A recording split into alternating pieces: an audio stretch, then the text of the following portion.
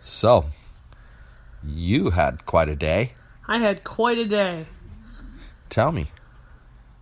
So, I found this client on Craigslist at the beginning of December. Now, I feel like the first red flag should have been Craigslist. Because in Canada, everybody on Craigslist is a prostitute or a scammer.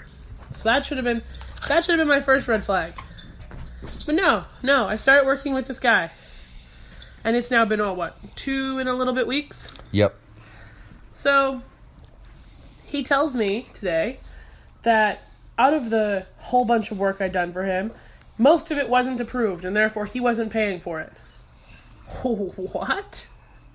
That's not how this works. If you're not happy you asked me to fix something, you don't not pay me for my time. I don't appreciate that. So, we agreed that he wasn't going to pay me for the work I had that he didn't approve. And then I was arguing with him about paying for work that I'd done the first week. So, okay. So he pays for that. I'm so confused. Pays for that work. After like an hour and a half of text message arguing. So, then I take his name and I Google it. And what comes up? But like dun dun dun, hundreds of reports of this guy scamming freelancers and fucking them over for hundreds of dollars. Like, what the literal hell is the deal with that? And why did I take a client without Googling them first? Those are all good questions, but are you going to end up being out any time? I would be out the time it took me to create those last Instagram posts. However, I've taken them away from him. And how long was that? Maybe 2 hours. Okay. So about $20. Give or take. Yeah. So, I'm out that time. But I've taken the Instagram posts away from him since he's not going to pay for them. They're now mine. I can use them for whatever I like. Yes. Which means I don't feel like I'm out anytime. Well, sure, because now you still get to use the stuff. It's like I spent time writing it for myself. Right. It's for your own marketing purposes. So the lessons I learned today. Craigslist is a demon. Yes. I would say at least 90% of the time Craigslist is a demon. And Google search everybody before you work for them. Yeah. Sweet Jesus. The Google and the search together. Because I would have known this at the beginning of December. And the part that I left out was this was literally the most frustrating person I've ever worked for in my entire life. He pissed me off every time we talked. He insisted I do all of my work over screen share, which was annoying in the first place, and I complained about every time. I'm done now. You know, isn't it interesting, though, that I was planning on just letting you finish and moving into our topic, but it makes something interesting to me that he was so paranoid about you billing him incorrectly or overbilling him that he wanted to have everything on screen share so that he would know for sure how long you spent. Yeah. So why didn't he just do it himself? Because, he basically is doing it himself by standing there and watching your every move. Yeah. Pretty much. Okay, so I didn't mistake that. So no, he wasted his time, he wasted my time. Now I'm angry, and he's a loser. So some of you guys may have heard in the background there, Yogi attacking me. He jingled around. So you probably heard him in the beginning because he had his hedgie out and he was attacking me with it. And we were going to tell everybody about our zoo attacking him tonight. back. Exactly. So that's the introduction to the topic tonight, which is, our little zoo and what we like about each of them. And how they came to live in our house. And how they came here to live here, yes. But I think you should start with the oldest members of the zoo first. Ozzy and Henry. Yes, they're the oldest members. Henry's the original the oldest. zoo animals. Yeah. Yes, they're OOZ. Yep. Oh. Original zoo. OOZ. Yacht Dog is part of the OOZ. Anyway. So Henry and Ozzy. So Henry was the first one. Yep. What is Henry? Henry is a guinea pig. He's a beautiful, like, golden brown and white and black guinea pig who also happens to have a really beautiful personality as well. He's a sweetheart. This Henry.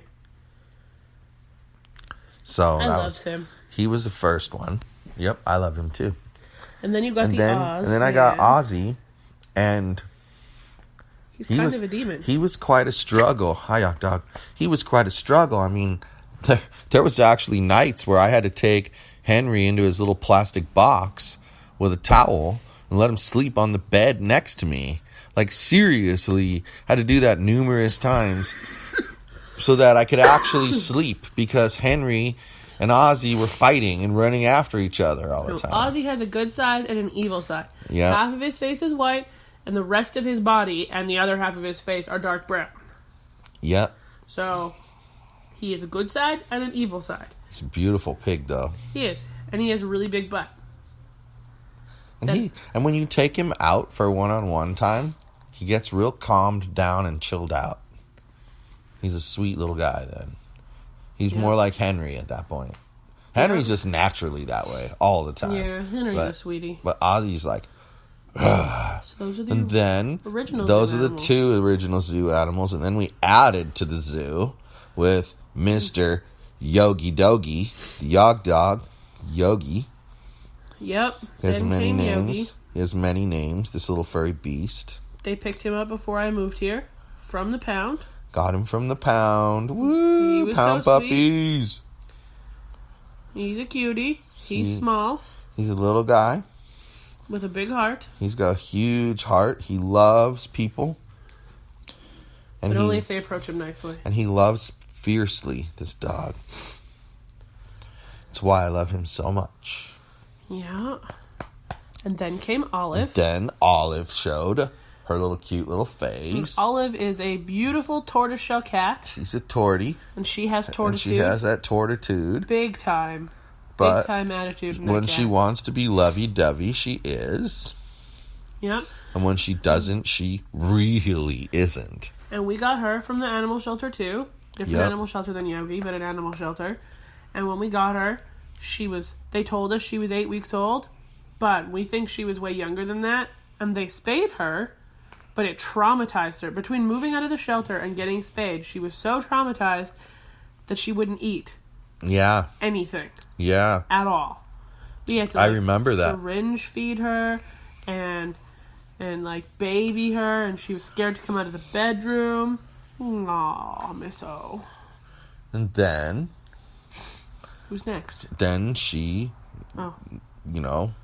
became the cat that she is now, where she comes out here and hangs out with us. One day she just started eating, and then became history. Yeah, it's very interesting. And her and the dog are thick as thieves. Like, they like to wrestle. It's ridiculously cute.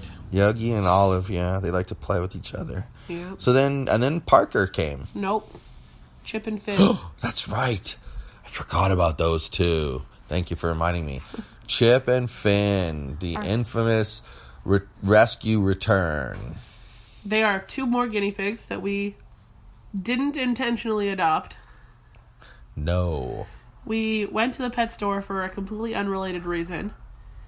And then we see these pigs and take them out because they're so dang cute. And then the salesperson comes over and tells us that somebody had returned them to the pet store. Oh my god. It was heartbreaking. Who returns something as sweet as a guinea pig? Well, at least they returned them and didn't, just let them free. Neglect them. But, oh my god. Oh my god. There's so much drama around these poor little piggies that they had to come home with us. Yep. And there was promises that were made that weren't kept. Yep. If you guys are listening, I doubt it. Never know. Mitchell. Then I actually think the fish came next before Parker. No. Parker first? Parker, then fish. Okay, Parker then fish. Uh-huh. So the next one that came into our house was Parker. The herderpa-derp cat. Yes. He's a simple cat. He's so sweet, though. Not a lot of intelligence running around up in that brain of his, but a whole lot of sweetness. He's the most loving cat I've ever met. He's a big white and orange demon who likes to chew cords. He chews cords. That I don't like him for. Now, I mean, the best story we have about Parker is one day, we're sitting on the couch, and all of a sudden, this big-ass white cat streaks from underneath where we have a table with a printer on it. He just streaks out of there. And I'm like, what the hell just happened? What scared the cat? Like 10 minutes later, he comes around and he's sitting on the couch behind me and his chin is all bleeding. And I'm like, what the heck happened to you?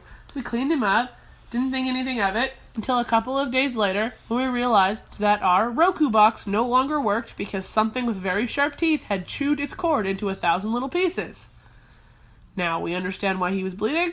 Now we understand why he ran away. You got a nice because he shock. electrocuted himself. Yeah, you got a nice shock, that one. So then it was fish, right? Then fish. We have two beta fish. They're pretty boring, but they're really cute. There's, what was the first guy's name? Mine? Yeah. Gary Johnson. There's Gary Johnson, and then there's Fish, right? Fish. Yes, Okay. Fish. Okay. They're beta fish. We bought them to put them in jars because I saw this really cool thing on the internet about how you could have a fish. Why are you laughing at me? Because this was such a fail. Oh, such a failure. I saw this really cool thing on the internet about how you could get a big mason jar and you could have the fish live in the big mason jar and then you could grow herbs on the top. And the fish would give nutrients to the plant and then the plant would keep the fish tank clean. Well, it was a massive failure. The plants kept dying. The fish tanks got gross. So then... Yes, they did. We bought them little tanks and now they live under the TV and they're happy little tanks. Yes, and they love it. Now they're much happier in tanks than jars. Yes, they love it. Well, they got a lot of more room to run around in there. Now we need to get yours. It's anti-algae stuffs. And then... hermit crabs. No, they did not come next. She came in the house first, but the hermit crabs were ours first. How? Because we weren't sure we were keeping her at first. We were going to find a home for her. Okay, so you're going in that order. Mm-hmm. All right. When they found their so that permanent eliminates the little guys. We can talk about them too, though, because they were really cute. Anyway, so we have some hermit crabs. Hermit crabs, yeah. I don't like them. They're weird. I don't know. They're nothing I would have ever chosen for my zoo. But amazingly, Mitchell does do his job and take care of them damn things. He likes them for some reason. And he takes care of them, and I don't know. That's just great. Like, you know, like when you think about it, he's actually following through 100% on what he said he would do. Yep, and one of them we bought 3. One of them unfortunately died. I don't know what happened to him because the other 2 lived, so it can't have been it can't have been anything somebody did wrong. I think he probably just passed away while he was molting or something. Yep. That's what it looked like. Yeah. Poor little guy. Yeah, so hermit crabs, they're freaky. And they actually take quite a lot of work. Yes. I mean... they're not that simple. The fish are the easiest creature we have. Yeah, just feed them and then they're happy. And then our most recent adoption was cat number 3. Pretty girl. We rescued her and her 5 little hissers from the great outdoors when they were really small. Yeah. We brought them into our bathroom. Even she was really small. She's not so small anymore. No. And then what we were going to do is we were going to get them all fixed. And the original plan was to either release the mama cat back outside or find her a home. But someone else whose voice you hear on this podcast fell absolutely in love with this cat and wouldn't let us get rid of her. That's not entirely true. Not entirely true. Well, it's mostly what actually happened was that the poor mama cat was being ignored by everyone else in the house because there were 5 little teeny tiny kittens in the house. Wanted to get attached and nobody cared about getting attached to the little tiny kittens. Bad excuse. We knew the little tiny kittens had to leave. So in any event, I started paying attention to her because I felt bad. Well, after a little while, she was like, well, I trust you. Here, let me show you a little bit more about me. And she got a little sweeter and a little sweeter and a little sweeter, and she just won me over. Yeah. And she still has me won over. So we found homes for 5 kittens. Yep. The first 2 went to a friend. The next one went to a guy who takes really good care of the demon, I think. Yep. And then the 4th and 5th one... Yeah, they went together. Which was great awesome. because we had them for so long. Yeah, they were bonded. They were super sweet. They went to a guy together, and he absolutely adores them. I mean, he sent me a video the other day of Mr. Peach, like, pawing at the TV because the referees at a football game were moving their hands around, and he wanted to eat their hands. It was so cute. So they're happy. And then the pretty girl still lives with us. Yep. And she's gained some substantial weight. And size. Now she's a very large cat. She's not a little girl. She's a big girl. She was very petite because she had limited food supply outside. Yeah. And then, not part of our zoo, but will eventually be a house guest for a very short period of time, is the big, giant, fluffy orange cat that lives outside. Oh, yes, because he's going to get adopted. Yeah. We found him a rescue that will take him as soon as we get him into our house, so that's really exciting. He looks like he's part Maine Coon, that's how big he is, with he's like long orange hair and a very sad meow. Yeah. I just want to hug him. He's a sweet little boy, too. Yep. You just have to win his trust back, that's all. Slowly. It's happening. It's working. It's working. Like you said, like tonight, he didn't run away. Yeah. He's a good boy. So that's our zoo. So that's the zoo. We love all of them, though, because, you know, one thing you find when you have pets is they love you no matter what. They don't have, you know, oh, I'll love you if you do this. They just love you, period. Right. And that's a nice feeling, you know, to have somebody. I don't know if the fish love us or the honey crabs, but... Exactly, but the fluffy creatures definitely do. Yeah, that's true. I mean, even the guinea pigs have people they like better than others, if you haven't noticed that. Yeah, they don't like me at all, because I don't really like them at all. Well, I like them, but I don't like to, like, hold them or anything, or take them out. So they don't like me as much as they like you and Mitchell, because you and Mitchell are the ones who take them out all the time and spend all the time with them. And then Alyssa's in 3rd place. Yeah. Yep. And she's slowly falling, because she's not paying them any I'm sure attention. we'll be tied.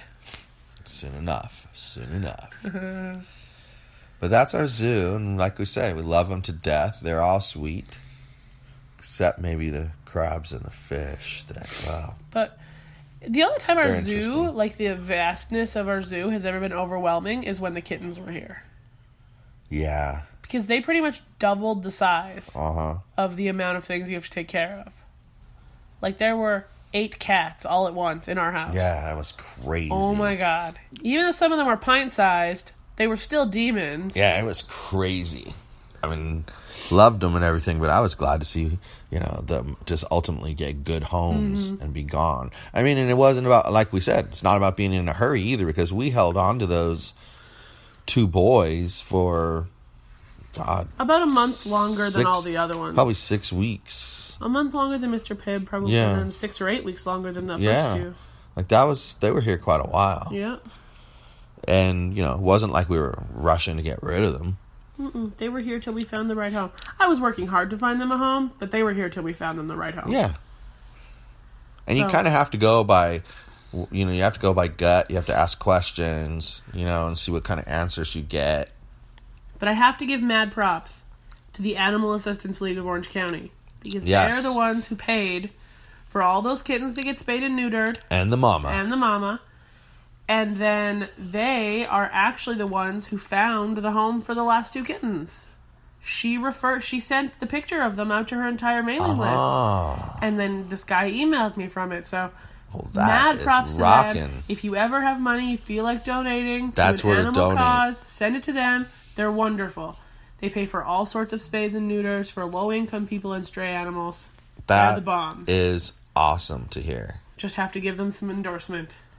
That is awesome to hear. Yep. We need that, you know? In our society, we need more of that kind of stuff. And it's all paid for by a private donor. But isn't it interesting that we treat our domesticated animals better than we treat some human beings sometimes. That's the complaint you see online sometimes when people post that they have this homeless animal that they want to try to find a home for. Sometimes you'll get that sassy person or two in there that are bashing them for not caring about homeless people as much as they care about these animals. Why is it so much easier to be compassionate for a homeless animal than it is to be for a homeless person? Is that homeless animal made any life choices that made them homeless? Maybe. The big fluffy orange cat kind of did. I mean, he ran out of out. his house. Yeah. Good way to put that. Exactly. I mean, if that story is true, of course. Yeah. But allegedly he ran out of his house and that's why he's homeless. Exactly. But the point is, he made a decision to put himself out there. Right. And there are animals like those kittens we rescued that didn't make a decision to be out there. It was their life circumstance. That's how they were born. So I guess you're right. I mean, we should pay the same care to homeless people as we do to homeless animals. I didn't think we disagreed on that in the first place anyway. I didn't think so either. I just said it's interesting to me how easy it is. Like, you put it really well. Why is it so easy to be compassionate for homeless animals more so than homeless human beings? But then also think about it. There are people who don't give a fuck about homeless animals. That's true too. Do you remember that dude who was like threatening to kill the cats for walking on his car that I almost got into a fist fight with? Yeah, no, that's true too. Yep. Those people are just assholes, I think. People who have no compassion for anything. Well, sure. And when you run into people like that, that's what you have to remind yourself, you know? Yep. You can't get bogged down. Yep. So, anyway, I didn't mean to be a downer. It just kind of struck me interesting that You're good. These people are so willing to, give of their time and their money for animals. But if you were to ask them to do the same thing for human beings, they would laugh at you and be like, what the hell are you talking about? But I feel like there's a certain type of person for every kind of charitable cause. There are certain people who want to give their money and time to veterans administrations or veterans things. Certain people who want to give their time and money to homeless people. Certain people who want to give their time and money to animals. Well, sure. It's like anything else. A cause has to speak to you. If it doesn't speak to you, you're not going to be passionate about it. Right. I just wanted to say that to clarify. The people who don't care about anything are assholes. I mean, it's not like people who don't care about certain things. It's like that with everything, though. Like, your favorite sports team. If you're truly a fan of that sports team, you're with them, win or lose. It doesn't matter. You're with them. You might be disappointed in performance or... Well, like you're still watching Broncos games. Your expectations are down because... they've been losing every damn game this season. They won 2 in a row. Yeah, I know. Okay. But that's the point. Is like you've got to just be a fan. Right. You know what? If that's who you love, you go down with that person. You don't let them do. Oh well, they're losers now. I'm going to move on. Right. That's why I respect Angel fans so much. Because all they ever do is lose. You also have to have the same respect for Toronto Maple Leafs fans. Yes. So they seem to be playing kind of well this year. Yeah. I'm sure they'll shit themselves eventually. Yeah, their fans are probably waiting. I know a few people who are Leafs fans who are like, well, they're doing really well, but we don't want to get too excited. Been there, done that, too. You know? Even, as a Dodger fan. We got the ultimate tease this season. Made it all the way to the World Series. Game 7 of the Game World Series? 7 at our home ballpark, and we can't win the damn game because we start the wrong pitcher. Yep. So, passion. Gotta have it, brother. Without it, you ain't about it. Yep. And that's why... You're right.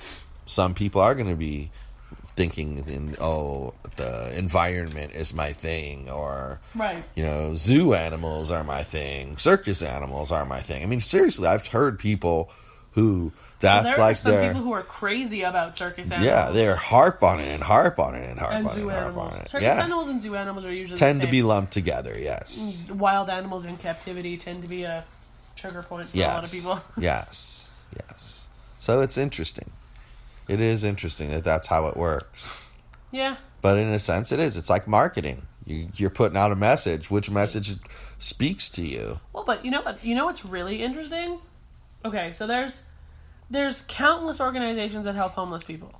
Okay, countless. I mean, when I made that list for you of them, I found hundreds in Orange County alone. Okay, so there's also through this situation with the kittens, and now random people messaging me for help getting their cats adopted, which is strange. Becoming an expert in the field. Anyway, through all of this, I've discovered that there are also hundreds of places that are like dedicated to animal rescue. Because everybody has their own way that they think is right. Right. But if you watch Sunday TV, because that's when all the I'm going to grab you by the heart and punch you in it until you give us our money commercials come on. They're animals and starving children from other countries. Yes. There's no homeless Joe the homeless person. No homeless veterans, which you'd think homeless veteran is like the... You would think so, right? Right. Because veterans are a big deal. And nobody wants to see them homeless. They've done a lot for the country, etc. Right. You'd think homeless veterans would have commercials. Yeah, but they don't. And I think part of that, really, is because these homeless organizations spend their money on actually doing work instead of commercials. So sometimes I think the ASPCA commercials are ridiculous. Like, they've spent a lot of money for this commercial. Yeah. They could have helped a lot of animals with that money. Yeah. I agree. But yeah, I just think it's interesting. Or like I used to say is that, because I'm, in the computer profession for a lot of years, I used to say like I'd get the letter from the company, from the charity twice. And I would say, this is why they need to clean their database before they mail things out. They owe that responsibility to the people who give them money. Because they just spent, 98 cents, sending something out that could have only been 49 cents, And it's like, why? Why did you waste the money? I used to organize. I helped organize them when I was in high school. And then I organized my own when I was in university, 30-hour famine for World Vision. And I did it the first year I was in university. It went really, really well. I was going to do it again, but then something struck me, and I started to do some research on how World Vision really spends their money. You see their commercials the most on TV. Buy a goat for this village for X amount of dollars. Right. Those ones don't bother me so much because you're spending the money to buy a goat. They're sending a goat. But when you give them $100... The research I did, 95 of those $100 will go to administrative and advertising costs, and $5 will go to the people who you actually want to send the money to. And that just makes me want to barf. So I stopped doing it. Yeah, because that's 20 times the difference. Right. Like, that's 20 times the difference. Right. I think that if they took 5 of those dollars and spent them on advertising and admin costs, that wouldn't bother me at all. Right. But 95%? Right. That's a lot. And what was really interesting is that was like the top 10 major charities were all very similar numbers. Interesting. Yep. And seeing that's part of the problem, if you ask me, is that the government allows too many of these organizations to be out there and siphon off the money. Right. So that as a whole, they've diluted the funding. So there might be $10 billion, let's say. Just throw a number out there. Right. But if there's 100 billion agencies, well, they're all getting such little amount of money. Right. That they can't actually spend full-time helping the homeless people. Right. They can't. Well, to stay on the topic of animals, because that was the whole topic for tonight, really, besides my rant about dummy-dums. Anyway... I would rather, if I had $100 to give to an animal charity, I wouldn't give it to the ASPCA. Because they spend so much money on commercials. I would go to somewhere like the Animal Assistance League or Paws in Need or whatever other Orange County small... Yeah, that is actually doing... Because they have a minimal website, and sometimes it's like website.wordpress.com, so you know damn well they're not paying anything to have this website up there. Their word is spread completely through word of mouth, through Facebook pages, and through countless volunteers they have promoting them and their existence. And they're going to take your money and they're going to spend it to actually help said animals. Buy food for animals. Correct. Get somebody spayed. Get I hear somebody you. neutered. But I feel like my dollar is better spent at a place that's not going to spend it on advertising. Right. Even if, like you said, even if they took $5 of that $100 Right. and spent it to, send out a mailing to their mailing list. That wouldn't I got help. no problem No. with that. Like that you expect a little bit of it to go towards running the thing because Right. that's Yeah. kind of like, if you think about it, that's sort of the way a multi-level marketing thing works. It exponentially gets bigger and bigger and bigger. Well, it's the same thing. You're like, woo! I'm gonna go out there and get, the money out there, and then you get more people on your mailing list. You're Right. getting more money in, and bigger and bigger and bigger. Like even those OC Community Cats people that we went to the meeting for, their model is that everything is done by donation. All of their people are volunteers. They don't even have a website. They have a Facebook page. But like I said, even now they I have no further comment. Next person. let's just say organizations that run 100% on volunteers can be extremely unreliable once in a while. Yeah. Anyway, we've rambled for a long time tonight. You got me all ranty. I got you ranty. You started out ranty. Let's be real. How angry I was with that dude earlier is what made me ranty today. That's right. Way to go. Tony Favor. Giant loser. Yeah, you're a giant loser. And if you hear this, well, just know you're a giant loser. Yeah, just Google that name, people. Yeah, you will please, not believe what you please, see. Kindly Google Tony Favor, but spell favor wrong. F-A-V-E-R. Spell it wrong. And anyway, You'll find the dude. I'm all congested, so Oh yeah, he's sick now, and I'm almost so better. I'm gonna peace out. Me and the Yog Dog. I'm gonna peace out. So you people have a good one. Talk to y'all next week. We have we're on patreon.com/Michael Mahoney on Sunday. If you're a $10 a month or higher subscriber. So, give it a shot on Sunday. See what you think. All right? So, anything else? No, I'm good. All right. All right. Talk to you all next week. Hasta la bye-bye.